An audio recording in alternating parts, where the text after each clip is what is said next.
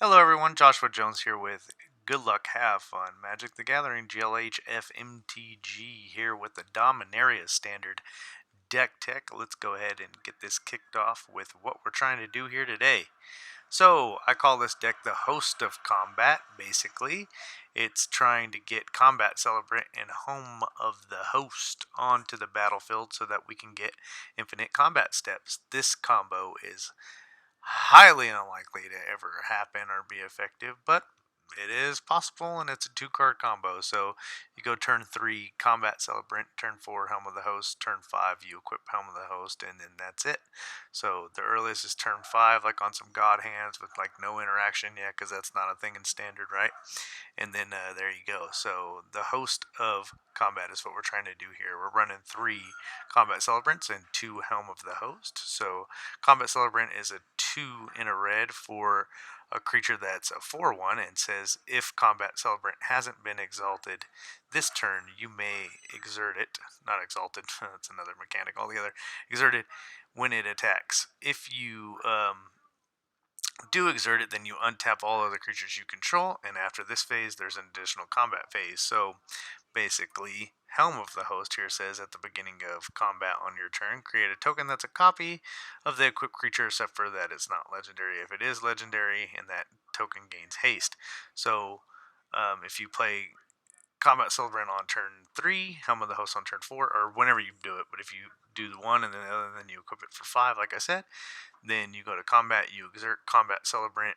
Now, at the beginning of combat, you're going to get another Combat Celebrant, and then you exert Combat Celebrant, and you're going to get to untap, and there's going to be another combat, and then that combat's going to trigger a new Combat Celebrant, and then with that new one, you exert that one. That one's the first time that it was exerted.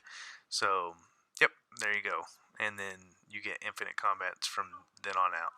So, it's important to note that even though this says if Combat Celebrant hasn't been exerted this turn, it's talking about this Combat Celebrant. The other Combat Celebrant recognizes it's itself, so it won't have been. It will not have been exerted, the new copies, because it'll refer to this card. In fact, I even think they've changed the keywords to cards to just say if this card or whatever. But anyways, this works, I assure you, even though it's unlikely to work. So the basically the rest of the decks, just the red deck wins. The mono red deck, the red deck. It's the red deck. So we're running 4 Beaumont Couriers, which has haste and lets you to exile a card down and get some more cards later on, hopefully. And then Soul Scourge Mage, not so much for the prowess, but like in case you want to put -1, -1 counters on things instead of just burning them out with your like shocks and lightning strikes. So we got 4 of those. Then we're running Earthshaker Kindra and Kari Zev. So Kari is going to bring in a little 2/1 dude that we all know and love as Ragavan, and then Earthshaker Kendra because you can eternalize it later on, and then it just also lets you to get in unblocked. Well, not necessarily unblocked, but make a creature not be able to block. And then on Crasher, for that same reason, is you just want a creature to not be able to block, and then Hazoret, because when you're empty-handed, Hazoret's pretty good at just being able to get in that last damage with the indestructible, even though there are a lot of answers in Standard right now for cards like Hazoret, such as like the Silhouette and stuff like that. So, I mean, but this deck's meant to be fun and also competitive in a sense that it's just a mono red deck with the infinite combo in here. The spells are 4 lightning strike, and 4 shock, just for a little bit of reach and some, removal for the creatures, and then to be able to go up top as well. Then we're running 2 Abrades in the main, just because troublesome artifacts are a problem, and then also just to be able to deal damage, some extra damage to creatures. Fight with Fire to deal 5 damage to a target. This is like for against your Dawnbringers and your Flyers and some troublesomes like that. And then later on in the game, if you have 9 mana, you can just burn your opponent for the last bit of 10 damage there. 20 mountains in this deck, along with 2 scavenger grounds, wraps up the land base. Scavenger grounds in the main because even though like we want to get red mana, that it's important to have things that get rid of cards and graveyards in our current format.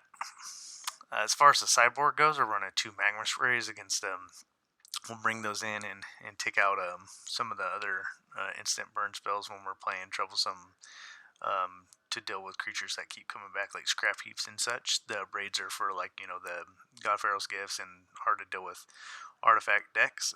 Aether Sphere Harvesters in here just as so we can have a flyer to help us against blocking in the air, maybe a little bit of life gain as well.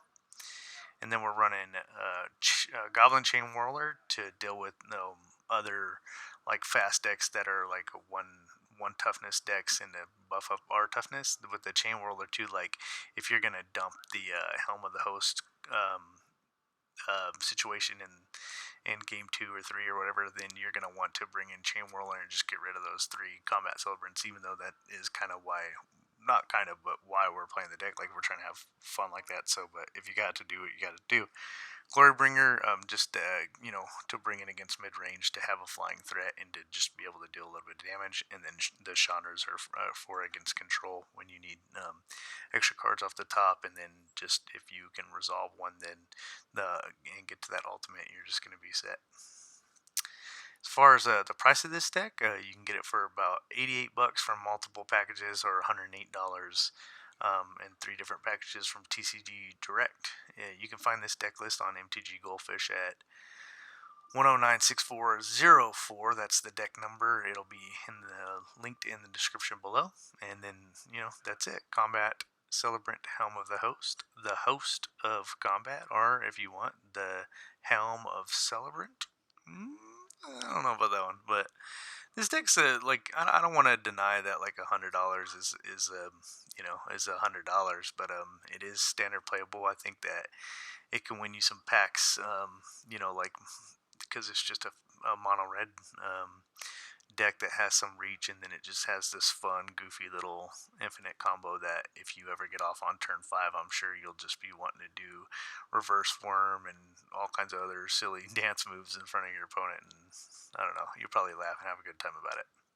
So this GLHF logo was made by my buddy John Hale, and like I said, I make these decks on MTG Goldfish. Get the prices from TCG Player at the time of making the deck, which was on 14 May, and then you could check out all Magic the Gathering related things because they're a product of Wizards of the Coast on magic.wizards.com. And in this case, I didn't really use any kind of Scryfall or EDH rec, obviously, like I normally do. I didn't use any of that. I just kind of had it in my head. I used MTG Top 8 to get like a kind of a mono red deck that posted recently, and then just kind of try to substitute down on a few cards to get the 5 combo pieces in the main.